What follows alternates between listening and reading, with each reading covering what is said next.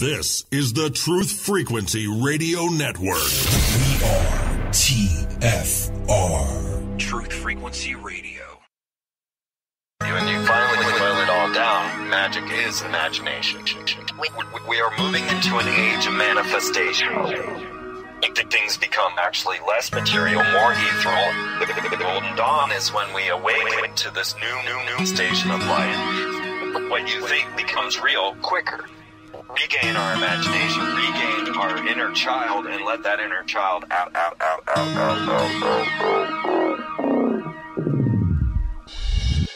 My name is Frank Castle, founding member of the music group Heist and New York City Neo Shaman.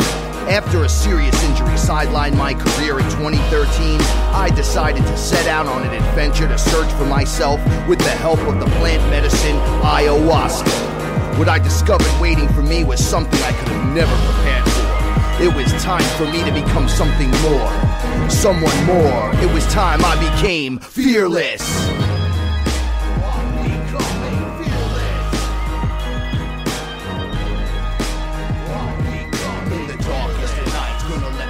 Shine as my heart beats a rhythm with space and time. When the light starts to shine inside your third eye, you awake to the knowledge that you never die.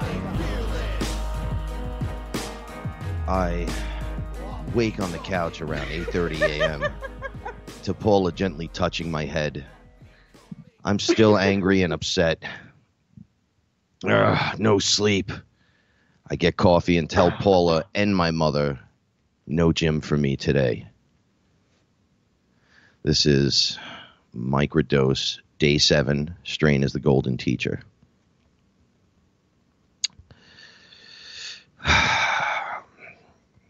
Grumpy ranting comments inserted into my morning right here. I even wrote that in there. Look at that.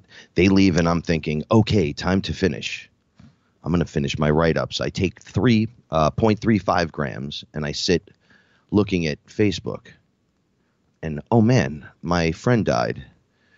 We grew up together. He has a bunch of kids, and I know his wife forever. Oh, no, he's crazy, but he's a really great dad. And my heart goes out to his family. But I was numb. Another one goes before 45. What's happening? I saw my first experience with him. I was getting beat up in front of his house. I was like 12 or 13. The boy beating me up lived on the block and made me bring out all my Star Wars figures to play.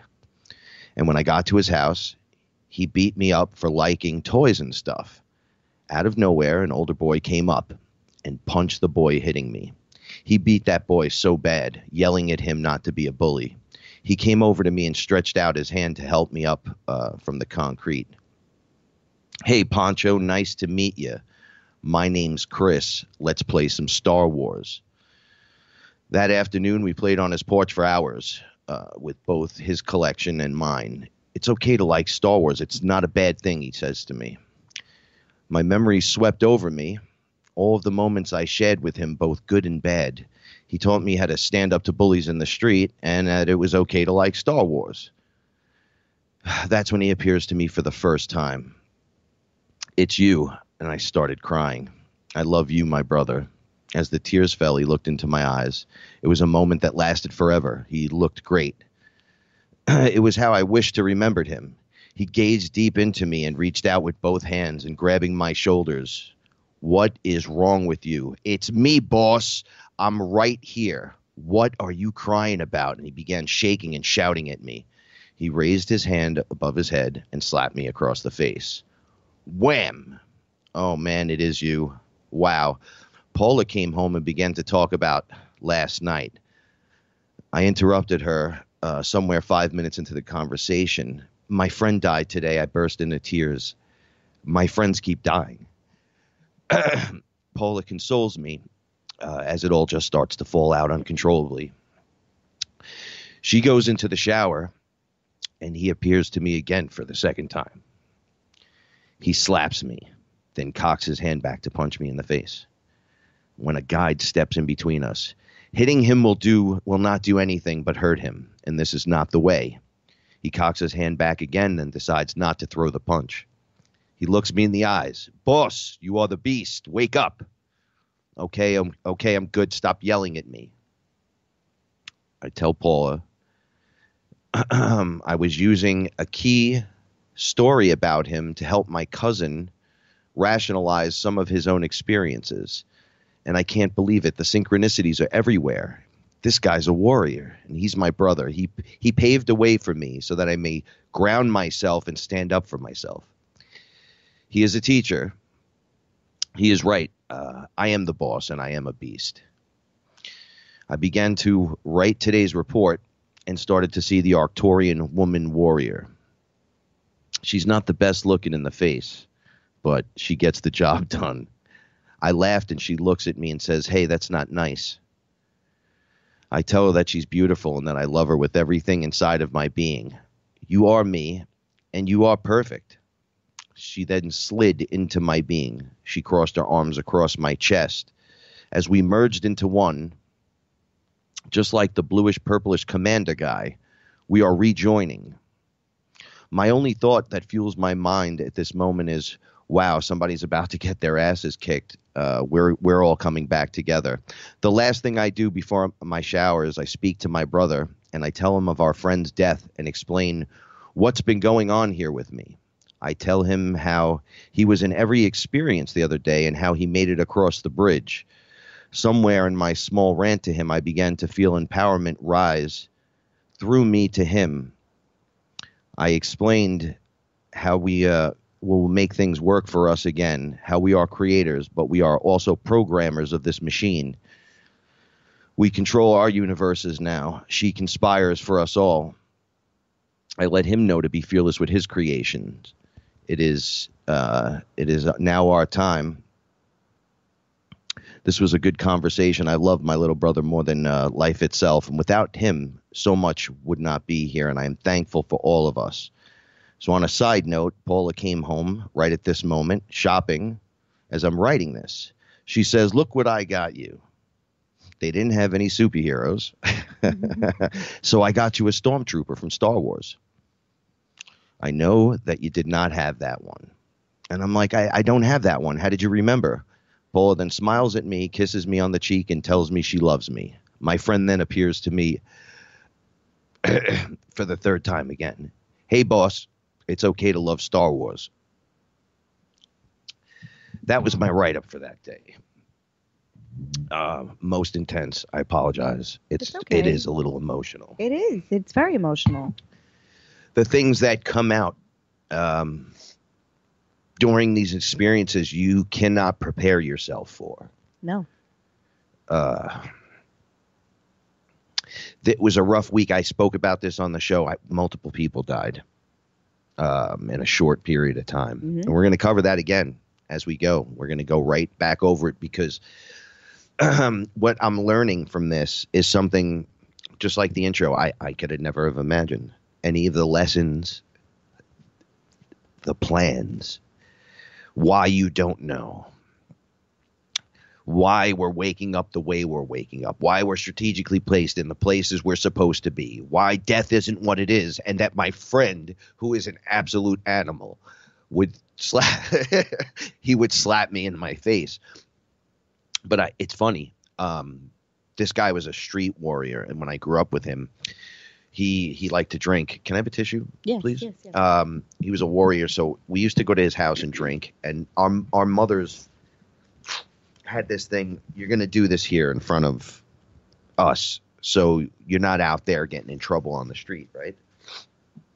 So it was 4th of July. We were sitting in his house, and his mother's just looking at us, and she was laughing at me, knowing like I'm really not like them, but all like the meatheads were there. So they were just passing the vodka around. And I'm like, oh, I don't like vodka. So they were like, just drink whatever you want. Right? So my friend takes a shot right out of the bottle and then just punches me in my face. And I'm like, whoa, what just happened? Now, I heard they were doing this. This was like their new thing to do. So he reaches over the table and he goes, "Boss, you're a beast. Stop being not like that." Punched me in the face. Take a shot. And so I'm like, all right, I took a shot. I'm like, you guys need to calm down. They're like, no, it's your turn. You get to throw the punch back. And I was like, oh, it's going down. And this went on for hours. Our faces were all swollen. Because you're Everyone's all drunk. dummies. Then it went on for 2 years. How old were you? Oh, we were young. We were like 18. Teenagers? Yeah, maybe. I might have been younger. They were older than me by a year or two. So it's just weird. You lose contact. He became really good. He went into the Army, then became a great dad, had a whole bunch of kids, moved upstate. You know, your classic example. He was with the girl he was always with from the neighborhood. And you never know when it's your time. It's your time too. Yeah, He yes, had, it is. and you know, it wasn't an OD. People were like, "Did he OD on? Was it heroin again?" I'm like, "No."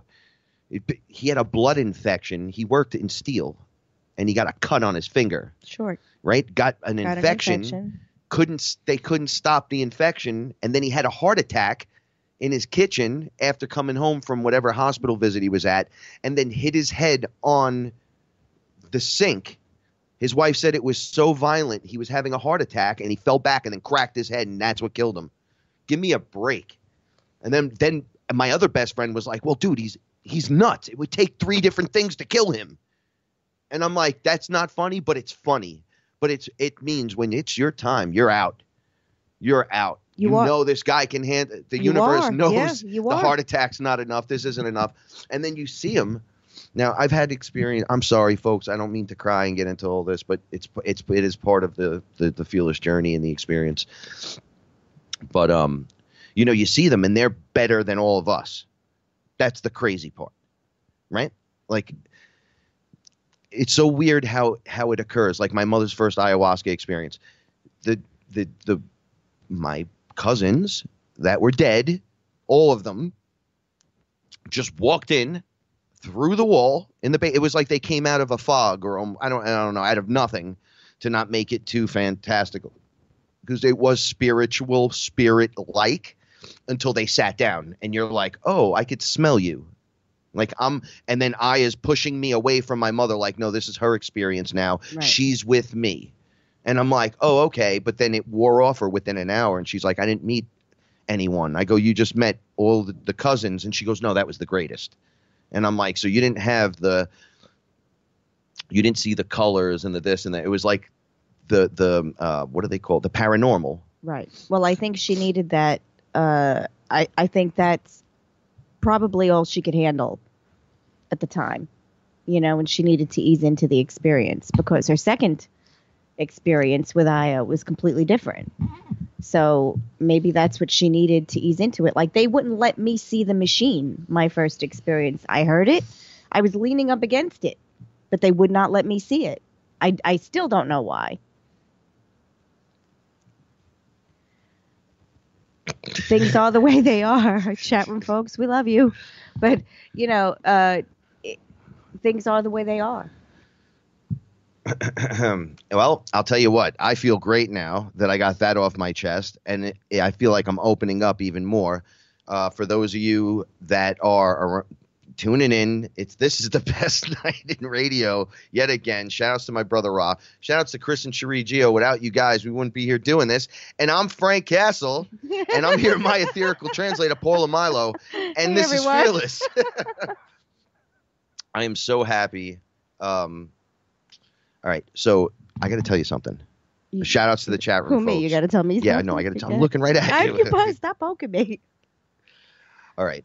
I used to do a radio show called the International Heist Radio Show, yes. Right? The last thing I would have done is cried on. I didn't really cry technically, but I did. But it's fine. No, listen. You're not a bad person. I want you to know how far I've come, because in my and we this happened just earlier with Ra.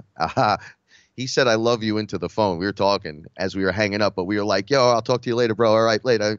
I miss you, bro. It's okay, bro. All right. No doubt. And then I hung up and I heard, I love you. So I text him, I love you too, bro. And he's like, always, and whatever. So I read it to Paula, and she's like, no, but we're making it cool again, remember? Right. And Frank. I had said that a long time ago. Frank had said a couple of years ago, because I approach everything with love. So I always say, thank you, love. Hi, love.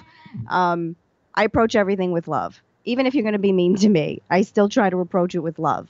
And then I grumble under my breath, and then I move on. But Frank really has gotten people to say I love you more than anyone has ever said I love you before. I mean, where it's My brother just It's goes, so yeah, me too. comfortable. And I go, nah, bro. I got gangsters looking right into my eyes going, telling you they love pulling you. me in, going, I love you, man. I loved you. I love you. And I'm like, I love you too. No, but we're bringing it back. But I never thought, hold on, back when I was doing that show, with all the weird stuff I was doing, it had nothing to do with any of this stuff. Yeah, that was more like just a fun time, like it was like a good time, like a fun time. I wish I could say behind the scenes it was actually that, but live on air most of the time it was, and it was a complete hodgepodge of nonsense. Right? We had a political standpoint of, 911 was an inside job and this, that, the other thing, and we were just a bunch of kids yelling and screaming, having a good time. Or having a whatever time, but I never felt like any of the stuff I did amounted to anything. Like, it was worthy, and I did it, and I conquered it, but I felt like after the first year, I conquered it, and I wish I could have moved on. This show is me. It's you. Yeah, it's right? definitely right. You. So there is no BSing anyone here. No, it's not even. No. Right. So it took me a year to even bring it forward. So I never thought we would get to this place. No, neither did I. Where this conversation can occur. Neither did I. And, the chat room folks and our TFR family and our FearLess family and the I Am We Are FearLess family, the stories are a little outrageous. But if you know us and you've come to see us and you've hung out with us, you'll see the truth behind the stories. I mean, this stuff really happens, believe it or not. But every day it's an experience here. Every single day something new happens. We've gotten to the point where I was just on the phone with Shaman Jimmy. Shout outs to Jimmy. And he was telling me how he just saw all this stuff and they walked in the room and my mother, the experience with her and the last experience with every experience with you, these reports on the microdosing, which is this is my point with this too. The microdose was to help me grow the neural pathways. That's why you do 2 weeks worth to change everything. You got to give it time to work out. I didn't really know it was going to blast me into this.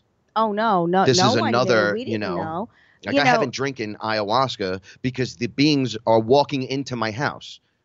Like Jimmy was just saying, I'm a contactee. It's me. It's going to happen. I go, I know. Me too. I've been waiting for you guys to catch up. You're like I've been screaming. ambassadors. Yeah, you're like the designated. Well, ambassadors. some of us have the location. I don't have the location here, right? Oh, because we don't have the the space. Square footage. Yeah, right? All this weird information was coming in. You have to have 30 by this, by that, by that. But it's funny. I described like Josh's pad, and he's in a building. Yeah, but he's got a sweet spot. He's got the coolest spot ever. The Yeah. roof is gigantic, like a giant backyard, and they connect to other parts of other buildings. And there's big paintings of the giant birds on the wall. Eagle, a beautiful painting of an eagle on the. Yeah, we were on the making back jokes. I'm at the party with you, and the guy from The Matrix was there, the runner-up.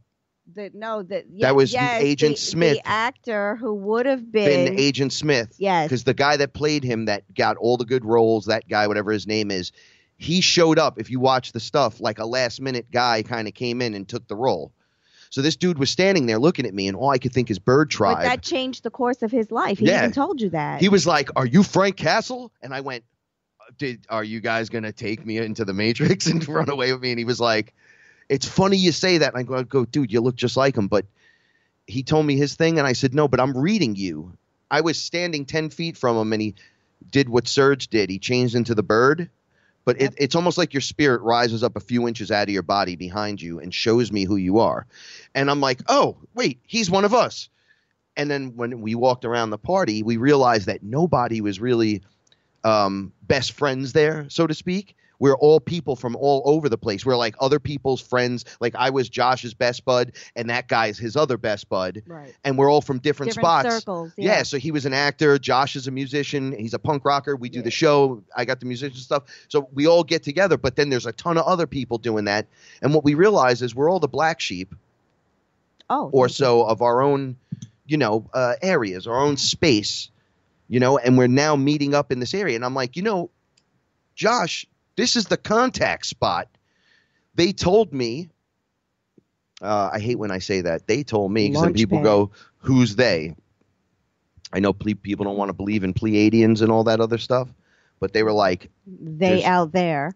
They, meaning those involved in whatever situation or circumstance I'm directly talking about. So it could be many involved, right? So they were telling me and then showing me the landing sites. Oh, it's going to be here. Oh, it's going to be here. Your friend's one of these guys. This is this. You don't know about this. You can't say nothing about that, but you can show them this. And I'm like, okay, guys, did anyone want to make contact? No contacts made. Maybe Frank's making it up. I don't know what's going on. Boom, girl dressed in white. Who's white? Wearing white, and a gold thing in her dress across, like it looks like a chain, but in her uniform, comes walking through my window and looks right at me and goes, "You realize you're the contact, and I'm your, your contact representative." Yeah, like I'm the rep that comes to see you. And I'm like, I've seen you before. Like you've stood over me when I tripped. So I took my brain apart one day. She literally took it apart. And I go, I don't know who I am. I started crying and stuff. And there was a woman who was white skinned, but it was like really white, like Q-tip white. And then she had the bluest eyes and she looked like an elf, honestly. She didn't have pointy ears, but she was pretty close to everything else. She looked like the characters from the good guys from the Dark Crystal. If you could make them real looking. The Jim Henson? Yeah, but the good guys, they were kind of like lean and Muppet good looking. I don't know, for the movie, because they were fighting those Skeksis things that were nasty looking. Right? So I was like, these people are beautiful. Ra, you're funny.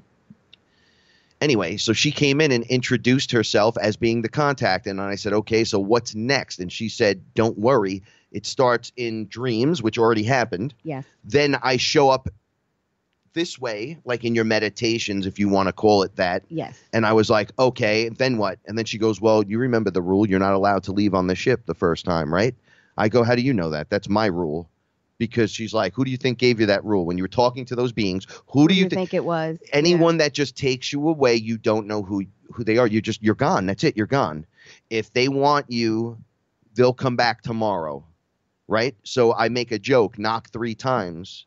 I'll let you in. That's, and they're like, well, what do you think's going to happen next? I'm like, well, hopefully I don't have to eat mushrooms for you to walk through my wall. She's like, it's contact. That's the next step. I don't know if we did that part in the microdose, but it's coming up. If we haven't, it'll be in the next one, maybe. This experience, I didn't think was going to affect me the way it did, because it was pretty much your experience. And it was an isolated experience because it was timed during the day. I basically tried to stay out of your way while it was happening. But it really made us very aware of what was going on. More awareness. More aware, and I guess there was a bigger understanding of what was going on. And I can function easier in the environment. You could. You really could. You were very easy to be around. And it becomes easier to see it, to hear it. And that means everything. It's not just about the beings. It's about energy, right? And it's about how you can anchor in and deal with this and then redistribute it back out, right? And we're no longer on the fritz, right? We used to do that, right? I'm a fainter. I would freak out. Man, you should have seen me when I used to just flip out when things would happen on the street. Some people throw up. Some people get angry. Frank would go, faint. Right? Because there's a short in there because you're doing it wrong. You did it to me. You're a fainter. Yes, you fainted on me a few times. I was like, pull it together, man. What is going on? All right, so I got really sick, and I was getting out of the car, and I fainted, and I was telling Paul I'm not going to make it. And I had fainted in the car in the seat already. And I was, my head was sweating and everything. So she comes around, and she's small compared to me, right? And she's like, come on, big guy. And then I was on your back, like a backpack. Yes. And you walked that was a good 15, 20 feet. I don't know.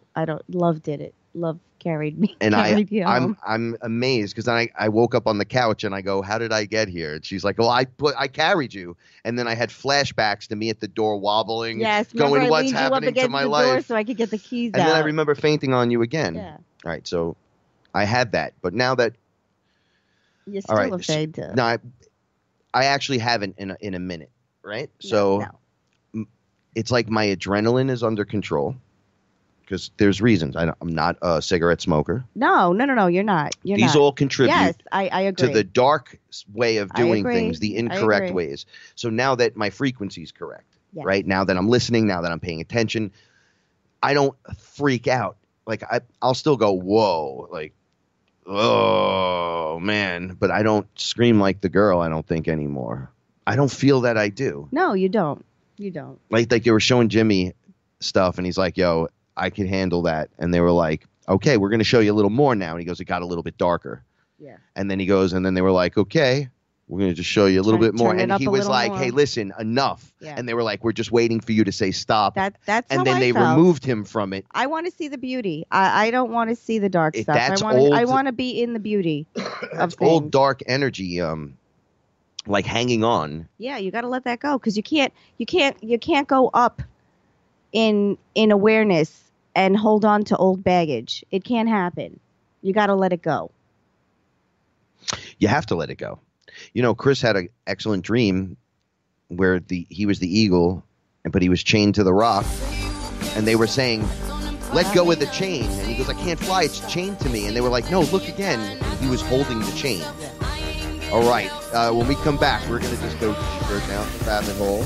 And thanks for tuning in tonight. We love you. We're your protection from deception, but we're also so much more. We'll be right back. This is FearLess.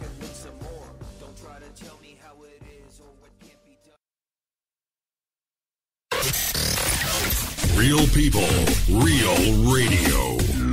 Initiating the truth frequency. This is Truth Frequency Radio. Am I awake or is this a dream? It's a dream. It's a dream.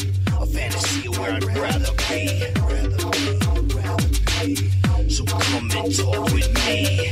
Come and walk with me. Is this a wake-up call from my reality? Have you seen my friends? Have you seen my girl? Wake me up from this. I'm trapped in this world. Welcome back to FearLess. This is latest night talk radio. Saturday nights with us. Stick around. Beyond the Veils up next. After that, Paranormal Portal. After that, Into the Microcosm. Right before the show, we had Ra. I love you, Ra. So I wanted to make two comments real quick because we really don't have a lot of time, and I get carried away talking about silly things. Lucky had made a comment. Lucky in the chat room had made a comment last week about Israel and the USS Liberty. And Lucky, you are correct. And I just wanted to shout that out this week because I didn't want you to think I was just dismissing your comment.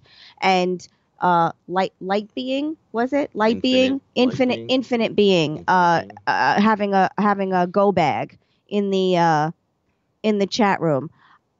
In every relationship I was ever in, since I was a teenager, basically, I always had a go bag because I never really was truly happy. And, you know, I'm not saying that I was unhappy my whole life, but I never felt the way I felt now with Frank. I always had a go bag. I always had one foot out the door. So I understand that. But when you're going through this experience and you really are trying to level up and trying to understand, and, you know, we have this beautiful community of friends and people that we can talk to basically about anything. You really anything. You really have to let it go. And, you know, all you have to do is send someone a message. You know, we have a very large community of people to talk with. Forgiveness is the way to go. Just like I was talking about on Chris's show last night, throwing love at things. Oh, yeah. Right? You had As a good show last night. Right. Anyone who tuned in knows it got real intense. But as a warrior, I've learned it's not about slicing and dicing and punching people in the face and saying, let's go to war. Sometimes it's letting out a good cry. Sometimes it's forgiving the person that's unforgivable, kind of. Or forgiving yourself. Forget and then letting stuff go. Let it go. Yo, Forgive we've yourself. all done crappy things we're not happy with. Doesn't mean you have to go through AA and go through the steps and then go back to those people. You do the best you can, whatever helps you float your boat. You know what I'm saying? Apologize to yourself. Don't do it again. You know, there's nobody's going to cast judgment on you. None of these beings I talk to cast judgment. If you're getting cast judgment onto you, then you're probably dealing with one of the more garbage beings, you know, because it's all about you and what you're going to do. It's all about self-respect and self-love. And it is, but it's all about forgiving yourself also. You know, like our friend and our fearless family, Brian, you know, he has a step backwards every now and then, but we all do. I did the other day. You know, I mean, we always you just have acknowledge issues. it and move on and say, tomorrow I'm going to try a lot harder not to do that thing I did I'm just today. never going to do that again. Yeah. And you just start and then just pulling away from really things. just move on. You learn how to say no when it's time to say no. And you learn, you know, how to speak up when it's time to speak up, and learn how to say nothing when you shouldn't be saying anything. Nothing. That's the hardest part. That was the hardest part for me. When I was going through the process of shrinking my ego, that message kept coming to me, say nothing, do nothing. It comes to me now. And it really meant, the universe was telling me, shut your mouth. I had all these good things happening in 2 weeks. Shut your mouth and stop talking. And I'm like, but nothing's happening, but nothing this. Mm-hmm. And they're like, dude, shut up. Yeah, just shut your mouth. You're doing it. Don't you see you're compiling awesomeness? Yes. And I'm like, yeah, but I'm not propelling forward and I'm not getting the gnosis. They're like, read a book. And then I'm like, oh. And like I said, Yeah. I started reading books. I'm reading the Law of One series. Yeah, and I'm like flying Josh dropped through it. the rest of the books off for you. This is what I'm getting out of this whole thing, too. Just to throw it out there, because I know people will be like, well, is this raw? Is this that? Look, you read it, you get the information you want out of it, right? If it helps you become a better you, then that stuff was good. The stuff that didn't help you and you thought was foul and wrong didn't help you, but you thought, you know, I don't need this, so you shrugged it off and moved on to the next thing. You didn't sit there and debate it all day, and you didn't sit there and say, we got to change laws about it. You just read it and you move on. They're like, what you're doing is collecting the proper language and the ability to detect the BS or what doesn't suit you. They were like, that's a better word, because they don't really say BS. They're like, the stuff that doesn't suit you, it'll jump out at you and you'll be like, nope, that doesn't resonate. That doesn't resonate. Oh, that totally resonates. And that helps me connect this to this. And I heard this from over here and I was shown this over here and I witnessed this with this. I walked through that. Oh, okay. So A plus, B plus, you know, you start building this. You know, we were talking about some of the pictures on the pyramid walls, and Chris was showing me some stuff even after the show. And I'm like, dude. Yeah, you were chatting for a while. They, on the pyramid walls, have pictures of, and I didn't know this at all. I was explaining something to Chris about coming through Source, and then Source launching you through the zodiac sign of your choice to help you develop the personality, et cetera, that you need for your journey and your path. Exactly what you need. You choose. It's like you pre-program this journey. Right. And then you jump through. So I was explaining, you know, there's a picture of this, Chris, that I have, and I've seen it on the internet. And I came out of Horus's mouth, and it was a statue onto the chessboard. But I saw all the chessboards and how at the feet is the lowest density, and it spirals up. I even made a comment about Ra. I said, oh, Ra talks about spiraling out all the time. He's absolutely correct. You spiral up and out, but into the new chessboards, into the new arenas, and then the beings that are getting smarter within the game that are playing on the chessboard start coming out. Now, all the other statues, there's a statue that represents every zodiac sign, started spewing out their beings. So then it was like a hodgepodge of all these beings just playing on the boards. And I was freaking out. And he showed me a picture on one of the pyramids. He goes, look, the picture you just showed me is taken right from here on the pyramid. Wow. And I went, they're not telling you with their symbols and signs. They're showing you exactly what it looks like. Yes, they are. They're not going, oh, and then the sun equals God Ra plus this equals it. No, that's Source. and you're jumping through source into one of the heads of the beings and being spit onto the board. And then Cherie was really breaking it down. She's like, Frank, on the lower levels, you can see that it has all the chemical compounds of these problematic chemical compounds. And as you go up, the compounds get lighter and better and more easier to deal with and can come in human contact. And then I'm like, right, the dark stuff. Right. All the way up to the light stuff. Yeah, because the dark stuff drops to the bottom. Because all it's the too way. heavy to go up. It's too dense. It's meant. And here's another thing. Things are appearing on Mandela effects. I'm sorry, I'm all over the place. No, it's all right. Mandela effects are occurring where there's like certain characters appearing now. They were showing me the scarab beetle-headed being. I don't remember his name. They're like, the Mandela effect has been appearing, the different characters now. There's a new character in the Egyptian pantheon. So I was like, I don't know. Let me see him. I said, I met a bunch of them. Let me see. And they showed me, and I said, I'm not even resonating with that at all. Really? Yeah, it was the scarab-headed beetle god, but they called it the dung beetle. And I'm like, all I could think, I was trying to say fertility maybe. And, they put the dung in the water after they plant the egg in it. And then after a certain amount of time, the egg hatches and all these beautiful scarab beetles come out. So I was trying to play that route with it. And I'm like, I've never seen that character. And Chris is like, a lot of people haven't seen it. Just look it up. And I'm like, he showed me all this stuff on it. And I'm like, well, I'm not even it doesn't even vibe with me. I'm looking at it going, well, it could be. Everything's real. Everything exists. But one thing I do know is those pyramids, okay, are in all the densities. Really? So if I go into 4D or 5D, that pyramid's still there. And it's active, right? So it looks completely different. It looks like a source. It's like a school almost that you would go to learn about light and all kinds of different interesting things, or a giant generator of sorts of energy. Very weird. Very, very weird. But it's in all the densities. So how do we know that they're not building it there? Right? And then it's showing up here. So is it really the Mandela effect, or the timeline's bleeding, or is something happening? Bleed through. Well, the wars are going on here and there as well. Yep. Right? So what if something won?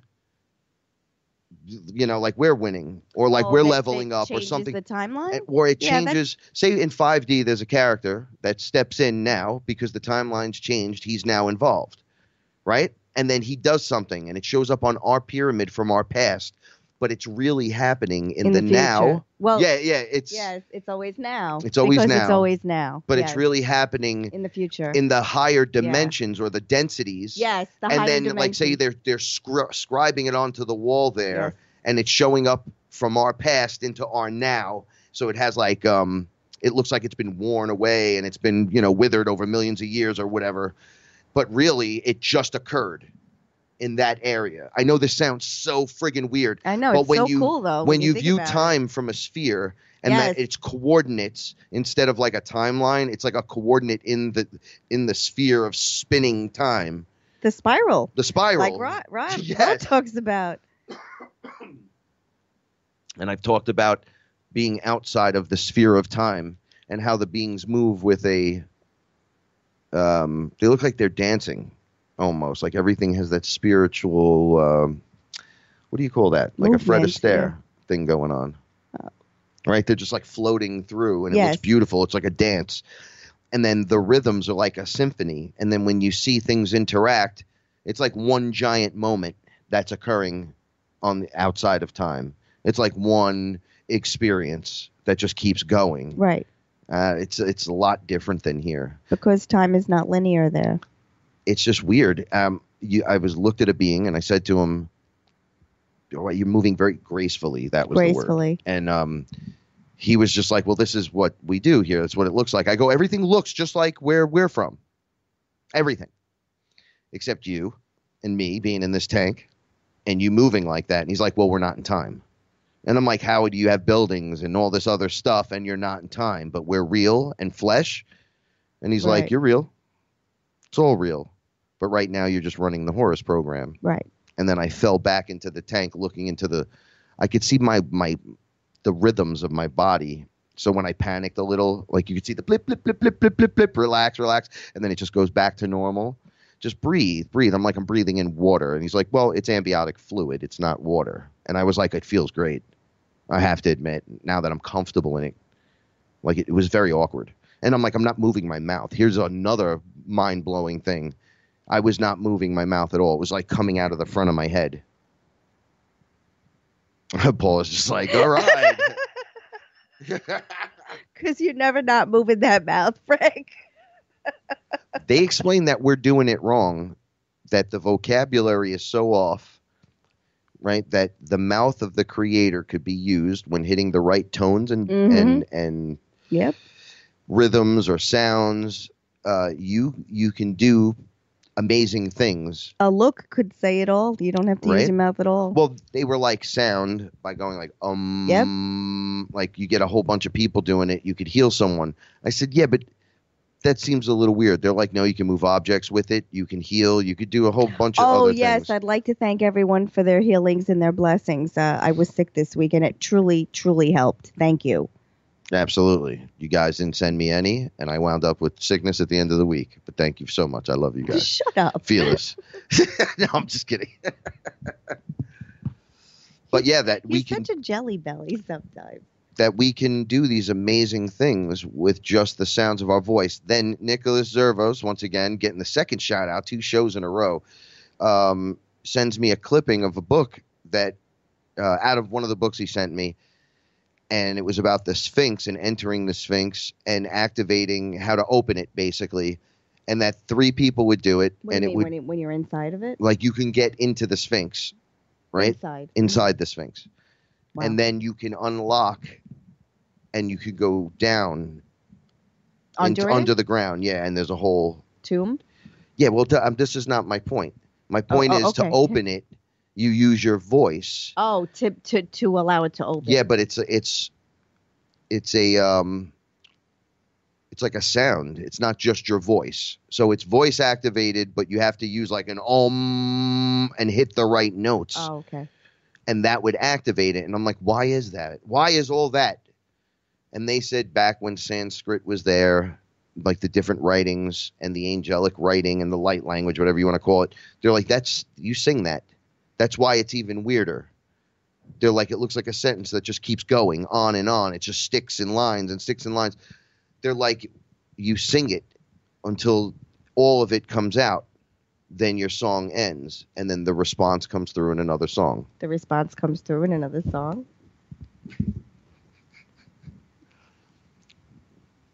I'm sorry. Language was way different back then. Was it? They knew something that we did not. And if you guys could just see what she's doing right now, Paula totally went clown on me for I never do this. I never ever do this, and I'm sorry. My cats. I can't even say. So let me say, now that we're in this place, I've watched the show grow. I've watched us grow in front of the audience. I never thought it would go here. No, me neither. But we're here. And now, losing my voice, we're expanding and our awareness is more. Now, I'm just going to ask you, have you had any, because you've been down for a bit, but the last like 24 hours, you've been pretty coherent back. Yes. Have you been having anything, delirious hallucinations, intense dreams, anything that's changed in the last week? I did have dreams that came to fruition, particularly about my family. And I'm not going to waste the time on the show. But yes, and a more, I don't know how to. You're getting a better understanding on how to deal with it? Yes, a clearer understanding of what's to come. Like everything will be fine. So almost like a foreshadowing. Yeah. That helps you deal with the actual. Yeah, almost like a little outline of what's to come. And the gnosis that I guess the validation that I was right, that you just really need to have faith and believe that everything will be okay. Yes. And you need to go through it yourself because it's different for each person. There was never a time when I didn't worry about one thing or another. And this is the first time in my life I'm really not worried about anything.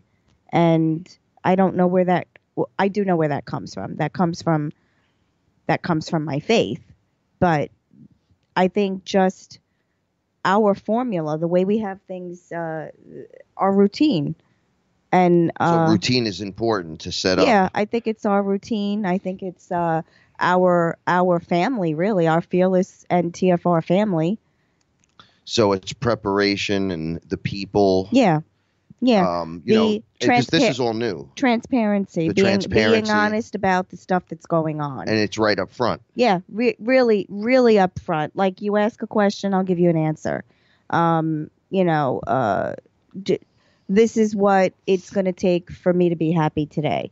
Or this is why I may not feel so happy today. Being very honest about what's going on. I'll be honest, I'm not depressed about life anymore at all. No. I may get upset at situations and I may think things suck, but I know because of our purpose that life isn't boring anymore. No, we may it's have not boring downtime and like hurry up and wait and do nothing, say nothing. Yeah, there's a lot of that. Hurry up and wait. There's a lot of that, but you can do, and it's even harder to do. Like, I didn't want to be creative in my downtime because I wasn't sleeping right and I wasn't this right. Yeah. But at the same time, the meditative state and laying down and taking the rest and then going to the gym when I have to and not overextending but not underdoing it, and then just being thankful and grateful even when you feel crappy and when you want to just be crappy and things are really going good, and it not lasting 2 weeks of anger and it only takes 10 minutes to get over it.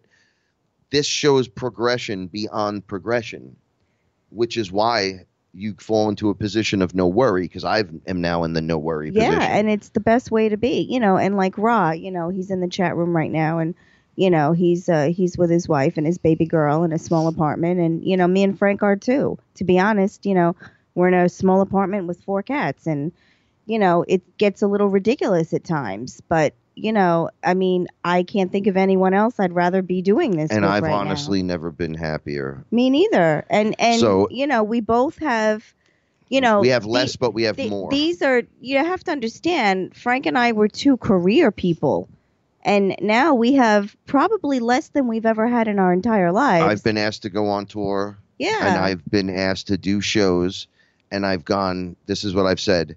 Well, you know what? Maybe I should do one, even though the songs are old now and I don't have any really new stuff where I could hold down 25 minutes on stage. I'm like, and I work my way towards it, and then they're like, okay, you're going to have to fly yourself in, right? We're not going to pay you, but you're going to put yourself up in the hotel that we tell you you're going to put yourself, and then you're going to hang around for 2 days and then play a 20-minute set on the 3rd day at 12 in the afternoon. I'm like, nope. I'm not doing it. You guys aren't putting me through the ringer no more. It ain't happening no more. Yeah, we'll just hang out here. Right? But these opportunities where people would like, oh, I want to die for that. I'm like, no, you know what? I know. It doesn't work for me no more. A couple of months ago, I got a job interview for the Department of Defense. And I was so honored that they would even want me for an interview. And then as quickly as that thought entered my mind, that's as quickly as it popped out of my head. Because that's totally not who I am anymore. But the fact that they actually wanted me for an interview made me, it made me a little excited. They would interview me for that. Yeah, for your the position. background check wouldn't pass. And I'd be like, well, have you ever heard of ayahuasca? Yeah, but that's not my life anymore. But I was actually, it was quite a few months ago actually. But I was actually very honored to get the email, but that's not who I am anymore. Not at all. It doesn't suit me to jump through your hoops anymore.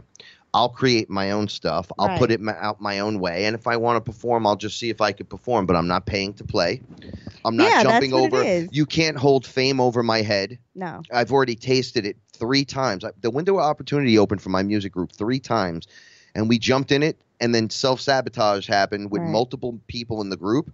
I was like the one guy who didn't know how to rap at first, didn't want to do any of it, took it by the reins, wrote it straight to the end, still in it, and people get to a position where my dream is to get here. You're in front of them, you're here, and then you're like, oh my God. If I just get there, I know they'll stop showing up. Right. Right? Like we met LL Cool J, right? And I came in the room and he was there and I was like, well, that's cool, whatever. I was like, oh, it's LL. Like, I didn't care. Like, I'm the rock star, even though I know he's a real rock star. Like, I know I'm just Frank Castle. I know, I get it. But my point is, to me, he's just a man. Right. Right. So I was like, but it's cool. It's it's Yeah, really cool.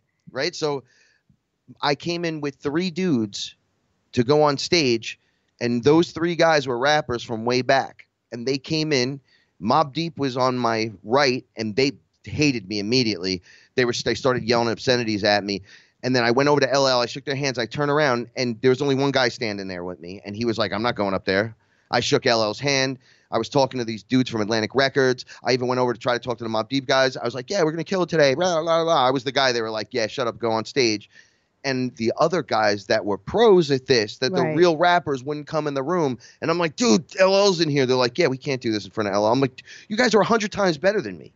Like, I wrote one rap. What are you worried I have one about? rap to spit on stage. Yeah. So I literally have 16 bars, and then I got another 8 that don't even make sense. But I'll throw them together. I'll look like the fool so we could make it work, and I could be that crazy guy. And they were like, bro, I'm frightened. And I dragged them back in, and it went off. It went off. They had us in there for 25 minutes. And they were like, how long have you been rapping, Frank? And I go, this was the first time.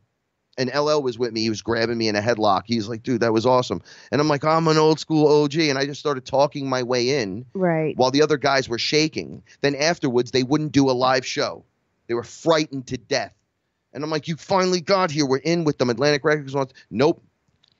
Yeah, we get with Def Jam. Then it gets into the satanic stuff, the rituals and stuff. Nope. See, I don't want anyone to know who I am. I don't care. I really don't. I don't want anyone to know who I am. I like my anonymity. Well, I do. You know what? Being from the Bronx and how it got crazy here, we had a talent. We were like, let's put it to work for us. That's why people didn't like us, because we always made it work. The problem is the system and how it's set up. It's set up for you to fail, and it's bottlenecked. Right. So I don't want to be a victim of the system anymore and say, well, I could have did it, whatever. It's not that I gave up. I'm just pushing through on another I don't think you gave up at all. I think this is so much better. I really do. I think this is awesome. I never thought this in a million years. I even said this to Chris. I said, Chris, I couldn't have guessed this, man. No. If you would have said to me, all right, guess what's really going on in this world. I never thought I would find someone that I could really have these conversations with. I never thought we could. Yeah, that's a big step within itself. Yeah. And look at the community that's built behind this. Behind it. It's like it's beautiful, no nonsense. Oh, we just said it. Yeah, it's beautiful. Open and honest, and warriors and sacred feminine, and just it's filled with beauty, right, and love. And we said it last night on the show. I can't be afraid. I'm here naked. You should be afraid that I'm not afraid to be. I'm just naked in front of you because I'm in love. Right. So I don't have a chance to have any fear. Right. Right. Because there's no room for it. No, there isn't. We talk about that. You had your chance. You had your time. Your commitment was strong. You had a solid game plan down in the book. But guess what? You're playing against the infinite all, buddy. We're creators. We're not here to be played by the game. No. We're here to just take over inside the game. Because that's what we do. Perfect timing. Don't forget to check out wearefearless.com. Oh, and get a subscription. It helps fund the show. It helps fund all of the show. Get it. Stick around. Kristen Sharir up with Beyond the Veil. Next, your protection from deception. We love you so much. So just punch everyone with love right in the face. Love pies for everyone. Birthday cake. Give them cake.